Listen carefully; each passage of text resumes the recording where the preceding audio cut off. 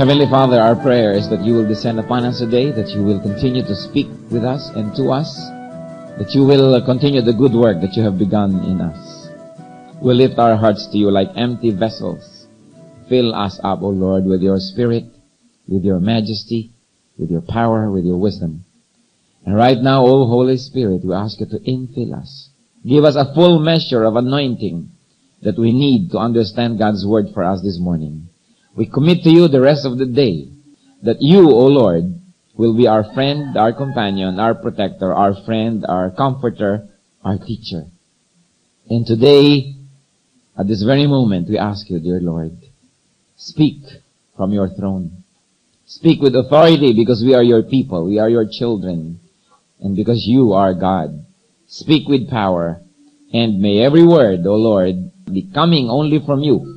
And we rebuke all work of falsehood, all influence, all presence, all vexations of the evil one. We command you never, ever to mess with this activity. You have no right to be here. Leave this campsite in the name of the Lord Jesus. Father, be delighted with your people.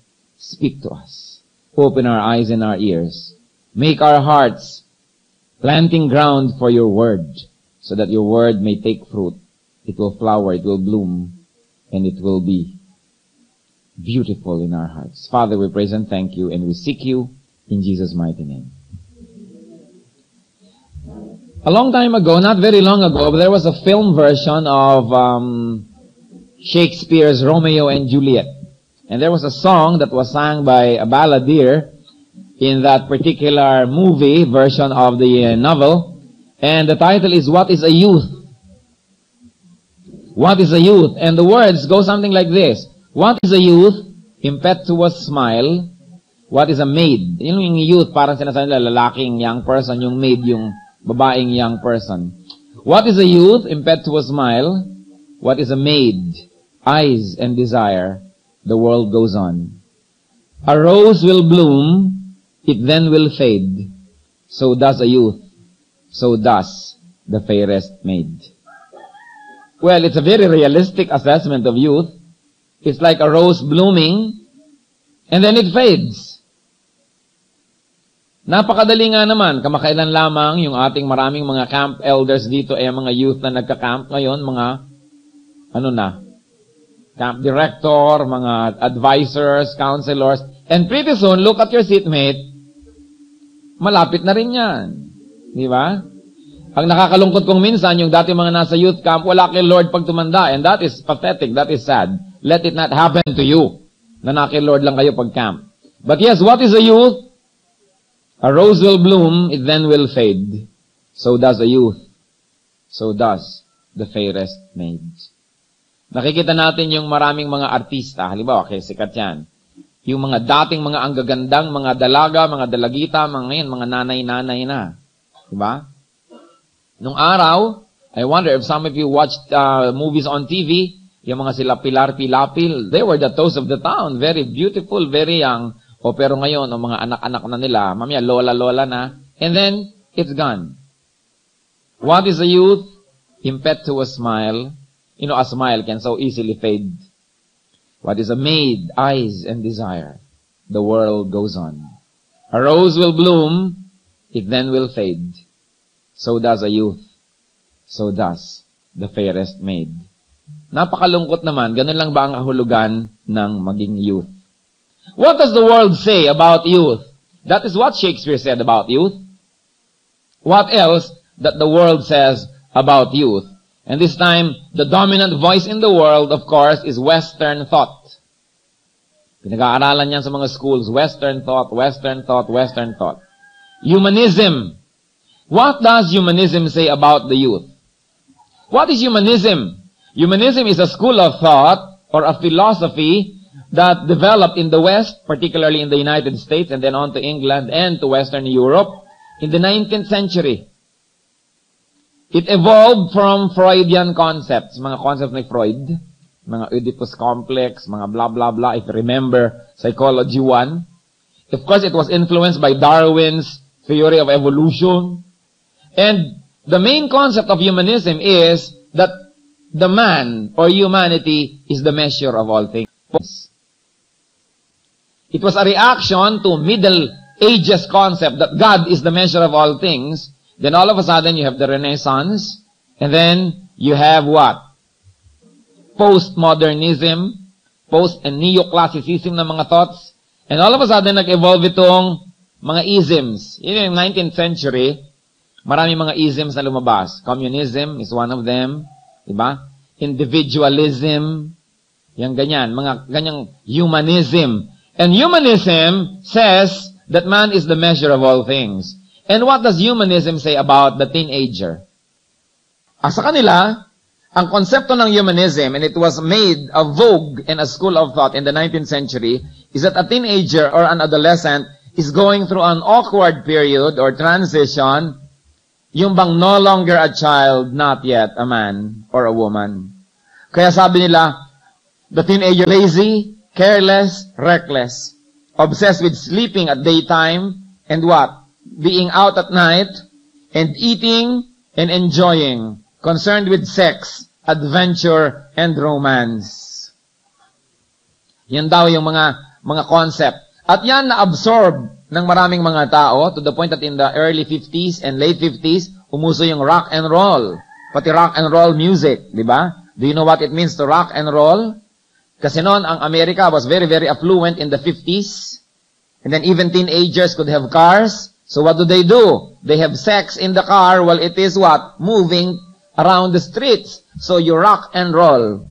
So you rock while you roll. You know, while the wheels are rolling, you are rocking in the car. Yun ang rock and roll. Alam nyo ba ibig sabihin nyo nun? So, masyadong naging concept. And then, with Elvis Presley, lalong nabukas yung concept na ang youth ay talagang pagmagsasayaw, yung talagang wala siyang patumangga sa kanyang sarili. And then, naging very expressive siya. And then, the 60s, umuso yung sexual revolution, yung make love, not war. Peace, man. Ganyan, yung mga flower power. Yung mga ganon. Lalong nauso sa buong daigdig. And you know why America can influence the whole world? Because of Hollywood. Because of the movies. Because of television. Because of magazine. Because of the radio. Because of the mass media. And because of the school systems. Kahit sa atin, sa ating bansa, people take pride, hoy ha, American curriculum ang school namin. International school kami, hindi baliwag, high school lamang. Ha? Yung ganyan. Yung, we take pride, American curriculum ito. Alam niyo bang ginagawa ng American curriculum sa mundo? Nilalason ang isip ng mga tao. Dahil sobra ang konsepto ng humanism. This absurd theory of evolution is being taught by American schools as a fact. Diba? Samantalang, alam nyo ba ibig sabihin ng theory? A scientific guess. It's a guess. But it is being taught in our schools as a fact. Yan ang ginagawa ng American school system, which is prevalent all over the world. What do our ruling classes do? Our rich families do? Pinapadala mga anak nila sa England, sa America. And then this become our senators. This become our congressmen. This become our leaders. And they become the opinion leaders of a country. So lalong-lalong nawawala yung ating kaluluwa as a people. At yung ating mga values that have been tested by time, by thousands of years of our civilization, get easily eroded by mass media. And one of the most poisonous isms is humanism. That man is the measure of all things. So ang teenager daw ay di ba, lazy, careless, reckless, this, that. So ang sabi nila, humanism, let them. Lalampas din sila dyan sa period na yan. Oo nga, lalampas. Pero pagdating ng 21, dalawa na ang anak, wala namang asawa. Hiwa-hiwa na ang mga ganito sa dami ng naging hiwa-hiwa habang high. Lalampas nga, puro peklat. Lalampas nga sa pagdadrugs, pero tunaw naman ang utak, walang matandaan. Minsan pagising, ano nga bang pangalan ko? Dahil alam niyo naman, yung pagdadrugs, nakakasira ng brain cells. Do you know that brain cells that die never live again? Irreversible yan. With one stick of marijuana, you kill several hundred brain cells that never get revived. Kaya mga mahilig, mga magdurog at magbangag, ano nangyayari? Makakalimutin. Tunawang utak. Oo nga, lumalampas sila. Pero dala nila buong buhay yung damage nung period na yon. It's a stage daw. At maririnig mo pa, hanggang sa mga magulang ngayon, it's normal.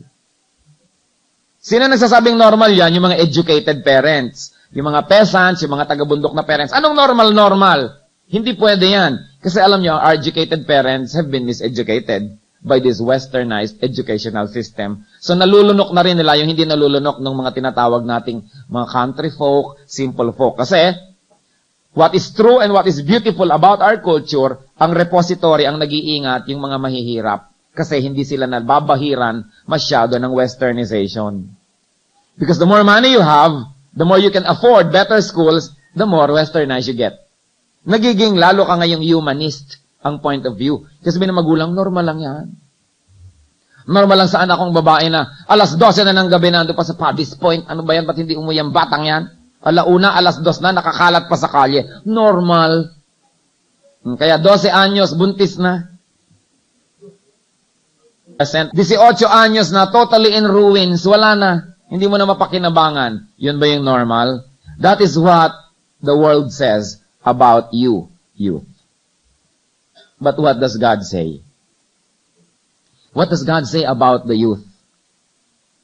Alam niyo ba yung word na adolescent? Wala dapat yan sa bokabularyo ng Christian.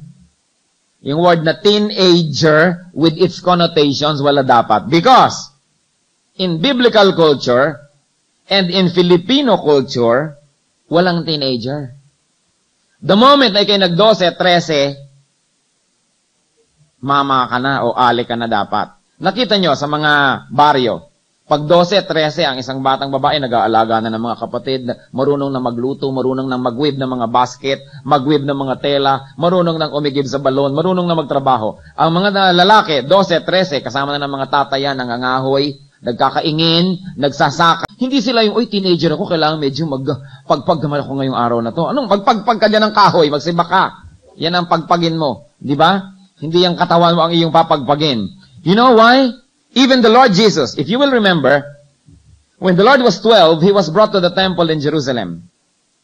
Anong nangyari?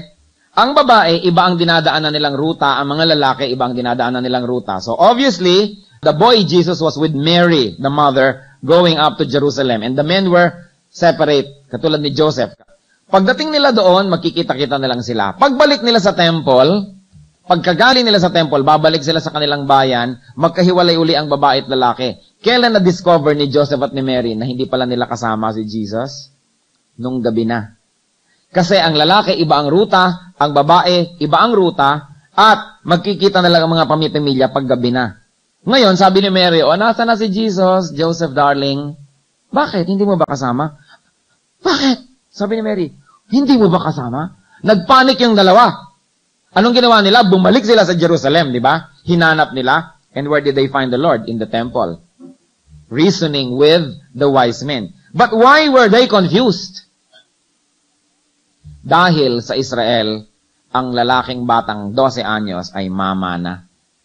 Dinadala siya sa temple to be presented to the priest. Pagkatapos nun, he's already a man. Nalimutan ni Joseph na dapat kasama na niya si Jesus together with the men. Yung nalimutan niya, naisip niya bata pa rin. Si Mary naman, alam niya na mama na yon, kaya hindi niya kasama, akala niya kasama na nung mga men. Kaya nung nakita sila nung gabi, parehong hindi pala nila kasama.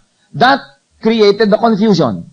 Because at 12, in the Bible, a boy becomes a man. Sabihin niyo nga, kung may katabi kayo dyan na lalaki, as you're surely above 12, you're already a man. Di ba? Totoo yun. You are not a boy anymore, you are a man. Sa babae din, sabihin nyo, you are not a girl anymore, you're a woman.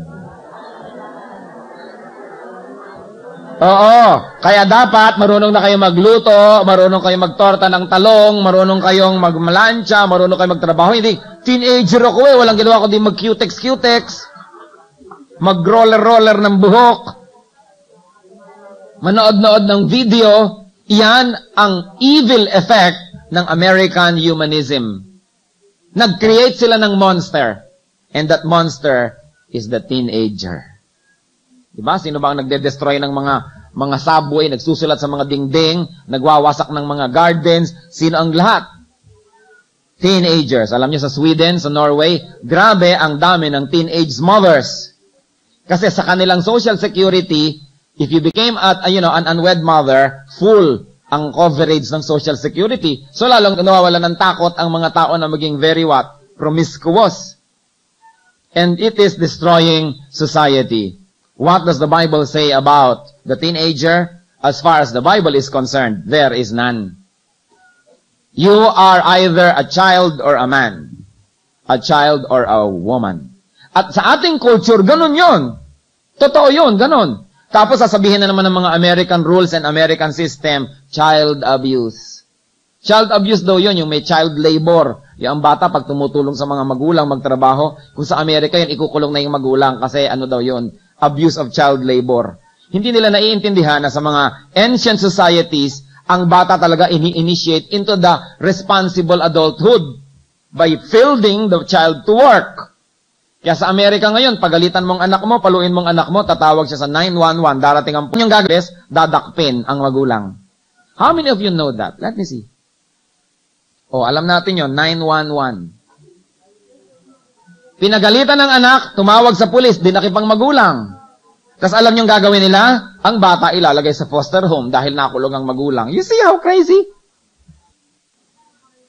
Sa Amerika, kapag pinalo mo ang bata, ang teacher, they are trained to look at the pupils. Pagka medyo may kurot dyan o medyo may marka, tatawag sila ng pulis, immediately, aarestuhin ang magulang, i-interrogatean kung sinaktan ang kanilang anak. At talagang pag sinaktan, kulong sila. Kaya alam niyo ginagawa ng mga kaibigan ko dyan na may mga anak sa Amerika, kung sinasaktan nila anak nila, sinasabunutan nila para walang marka. Hindi walang ebidensya. Kasi, grabe, inatanggal nila ang authority ng parent. At ang bata, pag hindi na nag-submit sa authority ng parent, ang susunod na authority hindi niya sasubmitan, ang gobyerno. If America will not stop these easy rules, America will be destroyed as a nation like the fall of the Roman Empire. Wala na silang maisip ng mga batas. Pati ngayon mga pagdadasal sa school, bawal na, pinag-uusapan pa kung pagdadasalin ba ang mga bata o hindi. Balak na rin nilang tanggalin sa dollar yung in God we trust. This is what is happening dito sa culture na sinasamba ng maraming miseducated people. This American culture has nothing to teach us but to eat junk food and drink Coca-Cola. Yung depths of human experience, wala. Yung paggalang sa mga institutions that have been respected by us for thousands of years, na-eradicate. What does God say about the youth? And what does Filipino culture say about the youth? That they are responsible people. That they are to behave like responsible people. A youth is accountable. Hindi yung, ganyan talaga yan, natural lang yan, lalampas din yan. Buksan ninyo ang Ecclesiastes, chapter 12. Remember your Creator in the days of your youth, before the days of trouble come, and all the years approach you, and you will say, I find no pleasure in them. Ano yung I find no pleasure in them? Yung pag matanda ka na, binabalik-balikan mo yung mga bagay na sumira sa'yo, tapos sabihin mo, I find no pleasure in them. Bali, wala na sila ngayon. Bakit nga ba ako nahibang noon at bakit ba pinahalagahan ko itong bagay na ito? Na pagtanda ko pala, hindi naman talaga mahalaga. Kailan daw dapat maalala ang Panginoon? Before the days of trouble come. So mga babae, bago magbuntis, maalala nyo ang Panginoon. Hindi kung kailan buntis na at saka dadasal-dasal ngayon, Lord, paano ito? Wala naman akong asawa. Di ba? Bago dumadating yon, maalala na ang Panginoon. Kayong mga young people, bago natunaw ang utak at bago nagkabangag-bangag, maalala nyo na ang Diyos, inaalok pa lang kayo ng mga shabu-shabu, inaalok-alok pa lang kayo ng drugs, maalala nyo na ang Panginoon, hindi after. Kaya anong sabi? Remember the Lord before the days of trouble come. Not after. Although the Lord is so kind na kahit after, tinutulungan pa rin niya tayo. Pero kahit niya tayo tulungan, may damage na. Remember also your Creator in the days of your youth, before the days of trouble come. Remember also your Creator in the days of your youth. Hindi kung kailan matanda ka na. Alam niyo yung iba, pag binubuksan mo ng Bible, pagtanda ko na kasi gusto ko pa mag-enjoy muna sa buhay eh. Pag matanda na ako, tsaka na lang ako lalapit kay Lord. Alin yun? Kung kailan hindi ka na mapapakinabangan, useless na, paralyzed ka na, o whatever, o kaya natunaw na yung utak. And Ecclesiastes 11:9. O ano sabi? Be happy, young man, while you are young. Let your heart give you the joy in the days of your youth? Follow the ways of your heart. Sige, kung anong trip mo, gawin mo, di ba? And whatever your eyes see, sige, kunin mo. But know that for all this, God will bring you to judgment. And sige, gawin mong gusto mong gawin. Ihataw mo ang katawan mo kahit saan mo ibig. Laklakin mo, lunukin mo, amuyin mo lahat ng mga naaamoy-amoy, mga alkitran at lahat ng nakakahay sa mundo. Lahat ng mga rugby, pandikit, everything. Hititin mo lahat ang mga nahihitit. Magpuyat ka na magpuyat. Sumagot ka sa magulang mo. Magpalit-palit ka ng mga boyfriend, girlfriend. Be happy, but know that for all these things, God will bring you to judgment. So what does the Bible say about the youth? That the youth is to be accountable. As against what Western isms tell you, that it's just a stage, let it go, it's normal. Nakita nyo kung gaano naging ka-evil ang world system, which now dominates the educational system? How youths can get real with themselves. Because youth, you've got to get real. How? One, behave as an adult. Dalawa lang ang choice nyo, magbata-bataan o magmatanda-matandaan. And since tapos na yung pagkabata, hindi na dapat yon. Be responsible. Meron dyan mga notebook lang nila, nanay pa ang naglalagay sa bag pagpapasok.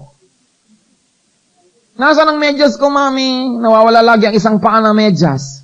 Buti hindi yung paa nyo ang nawawala. Dahil kung yan ay naiiwan kung saan-saan, nawala na sigurong matagal. Be responsible. Be accountable. Kailangan tinutulungan ng mga magulang. Lalo may mga household dito, both parents are working. Kailangan maasahan ng mga young person na tumutulong sa pagbabantay sa mga kapatid, sa bahay, sa pag-iingat ng mga property sa bahay. You should be responsible. You should behave as an adult because God sees you as an adult. Like Jesus, after that presentation at the temple, he was already a man. Because you are not a child anymore. Mga cabinet kung minsan ang gulo-gulo. Tuwing aalis, hindi malaman kung nasa nang hahanapin. Meron na, kailangan pang pilitin ng magulang na gumawa ng homework kung hindi ayaw matanggal-tanggal sa TV.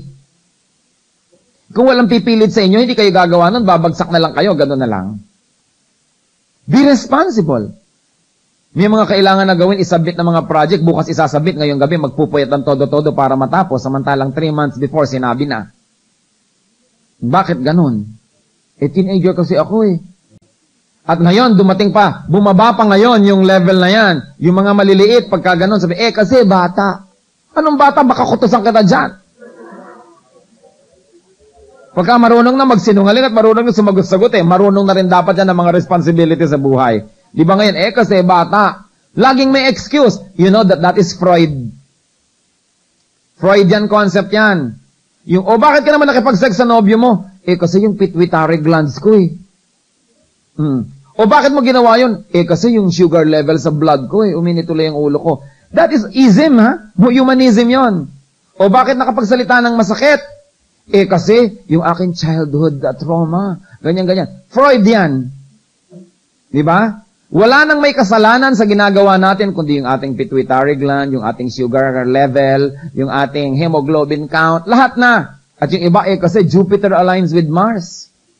Ganyan. Kung sino-sino ang mga sinisisi. But Christianity places the responsibility on the individual. And you should remember that. Hindi yung, siguro pag nagagandahan ka naman sa tao, hindi mo naman sasabing, ang ganda-ganda naman ng iyong pancreas glands. Di ba? Yung kanyang personality rin, ang nagagandahan ka rin doon. So, ganun din yon. Our personality is always involved, even our decision making. So, behave as an adult. Sabihin nyo nga sa nasa likod nyo. Kaya lang, nakalingon siya sa iba, hindi kayo nadinig, di ba? Behave as an adult. Get real. And remember this, in getting real, you behave as an adult. Number 2, assess yourself realistically. Kailangan gamitin mo for God's glory ang iyong mga strength. At yung mga weaknesses mo, daling kay Lord para mag-improve. But campers, are you listening? Meron kayong mga imperfection na hanggang for matay kayo siguro, nandun na yon. Kailangang matanggap. Anong sabi nga? Lord, give us the courage to change the things that I can change. Di ba? The faith to accept the things I cannot change and the wisdom to know the difference. May mga bagay na pwedeng baguhin. Ask the Lord for courage and for strength to change. And then there are things that you simply have to accept. Then ask for faith and peace to accept it. Then ask for the wisdom to know the difference kung alin ang change at alin ang a-acceptin. Because you've got to be happy with yourself. And to be happy with yourself, you've got to change what can be changed and to accept what cannot be changed. Ano yung pwedeng acceptin? Yung hindi immoral. Pagka immoral and wrong, kailangan i-change. Pero yung mga anong i-accept natin, yung halimbawa, talagang hindi ka magaling kumanta, tanggapin mo na yon. Kung talagang yun na yon, nagawa mo na lahat ng magagawa mo, yung pa rin, accept it. Let's say na talagang nainom mo na lahat ng vitamina, talagang gano'n na lang height mo, di yun. Di ba? Accept it. Ano nga sabi ni General Carlos Romulo? The height of a man is not always measured in inches. Sabi lang niya yun kasi hindi siya matangkad. Pero the point is, totoo nga naman kasi ang dami-dami niyang accomplishment, yun ang height niya. So, kung ganun ka lang talaga, halimbawa, ganito ang itsura mo, ano bang magagawa mo dyan sa bone structure? Ganun talaga yun. Di ganun. O ano ngayon kung ang tenga mo ay parang abaniko? O di ipay-ipay? You know, there are things you cannot change. You just have to accept it. You've got to have the faith to accept it. But there are things you can change, like personality improvement, intelligence, ugali. Binabago dapat yan. And that is what is getting real. Assess yourself realistically and accept yourself. At sabihin niyo sa katabi niyo, love yourself. Di ba sabi ng isang kanta? Learning to love yourself is the greatest love of all. Well, of course, questionable yung pagiging absolute nun. But, there is truth in it. Because you cannot love the world unless you love yourself. You cannot give what you do not have. So, kailangan matutunan ka rin na magmahal sa sarili na hindi naman yung nagiging egotistical ka. Pero, mahal mo sarili mo. Hindi nabigay sa'yo ng Diyos sa sarili eh. Ina-appreciate mo ang sarili mo. Yung pag dumadaan ka sa salamin, napapiling ko kang, thank you, Lord. Ganyan. Dahil ikaw yun. We've got to learn to love ourselves. And 3, in getting real, do not let your adult years become casualties of your youth. Huwag niyong payagan na yung matitirang buhay ninyo, pagtanda ninyo, maging damaged because of what you are now, a young person. Huwag yung papayagan yun. Diba? Huwag kayong masyadong magpapadala sa damdamin. Alam nyo, isang number 1 sumisira sa young people, emotion. Emotion. Emotion.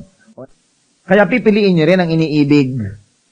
At hindi lagi na lang pagka umibig you throw all of your caution and all of your what? Intelligence out of the window.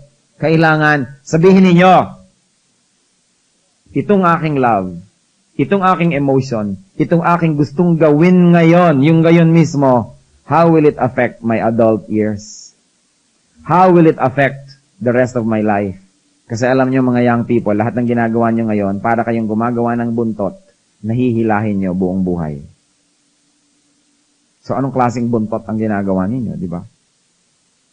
Hindi pwede na meron kayong gawin ngayon na hindi makakaapekto sa inyong buhay for the rest of your life. Alam nyo, katulad nun, when I was in college, merong isang, hindi ko naman kaibigan, pinipilit lang maki-in crowd. Noong sa ROTC, dun sa military training, clerk ako, check ng mga attendance, yung mga lahat ng mga merit, demerit, ganyan. I was not yet in the Lord at that time, so lahat ng kaibigan ko pag absent, present. No? Yung lahat ng mga demerit nila, mga dirty buckles, dirty shoes, nawawala yon. Kasi akong gumagawa lahat nun eh. Eto namang isa, nagpaalam sa akin, hindi ko naman talaga kaibigan, nakikipagkaibiganan lamang. Sabi, absent ako bukas, wag mo naman akong absentan. Sige. Hindi naman kasi big deal. Hindi ko lang i-record, tapos na. So, napaka-kapal nitong umabsent na ito, na nag-dare pa siyang maglakad-lakad dyan ng nakatsinelas habang nagdidrill ang lahat. No? Di may mga opisyal na nakatanda na siya ay absent. Tiningnan ngayon ang report ko pagkatapos. Nakalagay doon, present. Alam niyo nangyari sa akin at sa kanya, bumagsak kami. MS-21. Bumagsak talaga kami. At ang tagal kong pinagdusahan yan, kung ano-ano pa mga ginawa kong paghihirap at pagdurusa para lang masettle yung issue na yon ng pagkakabagsak ko doon sa MS-21 na yon dahil lang sa isang sige. Kaya aalagaan nyo yung inyong mga sige. Kasi hindi ninyo alam kung ano magiging epekto for a long, long time. Lalo yung boyfriend nyo, sabi, halika muna doon sa Anito Lodge. Huwag kayong makaka-sige. Di ba? Anituhin mong mukha mo. Mag-isa ka. Di ba? Anong Anito Lodge? Huwag kayo nagaganyan, lalo yung premarital sex, and I'm very direct with this. Huwag kayo nagpapadala sa emosyon. Pag sinabi ng boyfriend nyo, pagka hindi mo pinatunayan sa aking mahal kita, iiwan kita. Di iwan mo. Di ba? Kaya nyo? That get real. Pero, kung natapos na, halimbawa man, I pray na wala naman sa atin, kung meron na sa inyo nagkamali, and you brought it to the Lord already, tapos na yon, huwag nyo na lang ulitin. When the Lord forgives, the Lord forgets. No? Kasi, talagang nakakabaliw yan eh. And emotion can probably be one of your worst enemies. Kahit di naman sa men. Diba? Meron din kanya mga emotion. Mga kung ano-ano. But put it under control because our love for God should override all our other loves. Do not let your adult years become casualties of your youth. The world tells you that a teenager is this and that. But the Bible tells you that you are here for a purpose, that you are accountable, and that for all the things you do, you will be judged. So teenagers, youth, you better get mga real. At yun ang ibig sabihin ng getting real. To be able to say no. To be able to make a stand. More than pakikisama, mas bigyan nyo ng halaga yung paninindigan. Mahalaga yon sa ating mga kaugaliang, mga Pilipino, yung paninindigan. At kailangan manindigan kayo, hindi laging nakikisama. Ano ngayon kung hindi ako marunong makisama? Pagka gumagawa sila ng masama, gusto kang isama, sabi nila, wala ka naman pakisama. Sabi mo, kayo rin, ba't nyo ako pinipilit? Wala kayong pakisama sa akin, pinipilit nyo ako. Sa lagay, ako lang ang makikisama sa inyo, kayo hindi kayo makikisama sa akin, hindi nyo igagalang yung ayaw ko at gusto ko. Kaya kayo, huwag kayong laging nakikisama. Makikisama lang kayo sa tama. Pero sa mali, dapat kayong manindigan. And you should not be afraid to stand alone if you have to. The Lord Jesus Christ went to the cross alone. May dalawa nga siyang kasama, pero hindi naman niya yung katropa. Iba yun. Talagang mang-in siya for His purpose and for His what? For His goal. So, mga youth, isa sa mga dapat alisin, huwag kayo maiinggit sa iba. Kung mas mayaman, hindi mabuti, mayaman siya, huwag kayo naiinggit.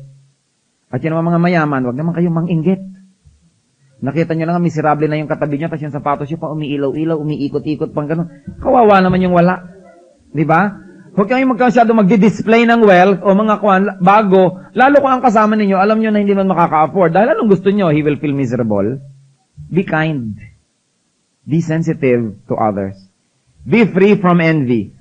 Then be free from inferiority feeling. Be free from pride. You know? Kahit kayo maganda, kahit kayo matalino, kahit kayo mahusay, ganito, ganon, Diyos naman ang gumawa sa inyo, hindi kayo, di ba? So, mas marami kang asset, mas humble ka dapat, dahil sa mo, Lord, thank you naman, ginawa niyo akong ganito, thank you, thank you. Dapat humble. Hindi naman ikaw talaga ang gumawa sa iyong sarili, hindi naman ikaw ang lumika sa iyong sarili. We are only recipients of God's blessings. And finally, campers, in getting real, be a responsible youth, and let me remind you, be a Filipino youth. Filipino kayo ha, hindi kayo mga Kano. Hindi kayo mga Koreano. Hindi kayo mga ganito, hindi kayo mga ganon. Dapat meron din kayong identity.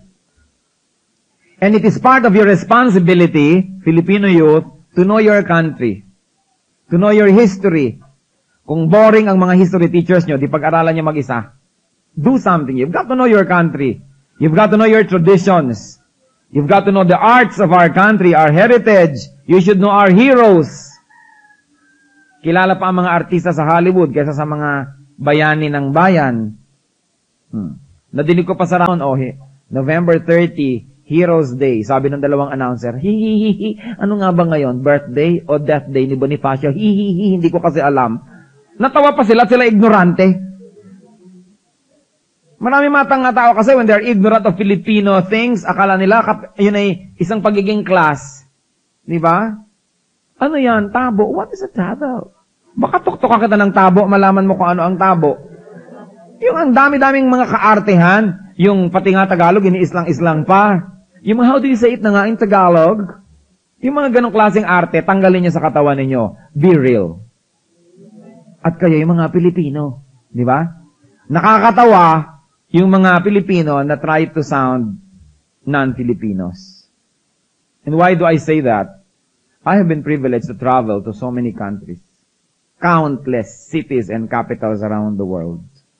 At pag nakikita ko yung mga Pilipino, pathetic. I have no sila. Hindi nila maintindihan kung ano sila. Kaya kailangan, kilalanin nyo rin ang inyong bayan, ang inyong mga traditions, and you should be happy and proud of your culture because our culture is very, very well developed.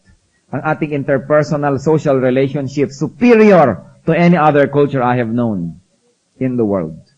And let me just substantiate that, no? With one example. Sa atin nalang mga terminologies, no? Sa ating mga terminologies, meron tayong words for relationships. Halimbawa, meron akong asawa, yung kapatid niya, hipag ko yun, di ba? O bayaw. Sa Ingles, ano yon? Brother-in-law, sister-in-law. It's not a word, it's a description. Meaning that they have no word for the relationship. Because in their culture, there is no relationship. O pagkatapos, magkapatid kami, may asawa ako, no? Meron akong asawa, may asawa siya. Ano ngayon ang relasyon ng dalawang ito? O magbilas pa sila. Meron na naman tayong word it because we have a relation in our culture. Sa English, walang word for bilas. Yun ang asawa ng kapatid nga ng asawa ko, wala na akong relasyon doon. Yung pang-asawa niya, tsaka asawa ko, magkaroon pa ng relasyon, lalong wala na. Di ba? O, yung tatay ng asawa ko, dibyanan ko. Sa English, father-in-law. It's not a word, it's a description. The word does not exist because the idea does not exist in their consciousness and in their culture. Yung tatay ko, ano ng asawa ko? Biyanan. Yung tatay ko, tatay niya, may relasyon. Oo, magbalae. Diba? Sa English, wala na yon, walang word for balae. What am I telling you? Ang culture natin is superior. In our interpersonal relationship, in our sociological structures, very superior, very sophisticated ang culture natin. So don't you ever believe yung mga Western-isms na laging sikat na sikat yung Western. Look at what's happening to them. The family is disintegrating. Divorce rate is very high. Pagtanda mo, itatapon ka sa home for the aged. What are they to be proud about? Except na may mga coffee maker sila, at may mga washing machine, at may mga computer sa bahay. Except for technological advancement, there is nothing. So you should be happy that you're a Filipino. You should be proud of your race. We are a gentle people. We never conquered anybody or any neighbor. In fact, tayo lagi yung kinonquer. Is it a weakness or is it because we are a gentle people? Itanin nyo sa kokote nyo yan, mga Christian youth. You are Filipinos. You should know your history. You should be proud of your heroes and be proud of your country. So, get real. You better get real, Christians. And in getting real, we will reflect the glory of the living God.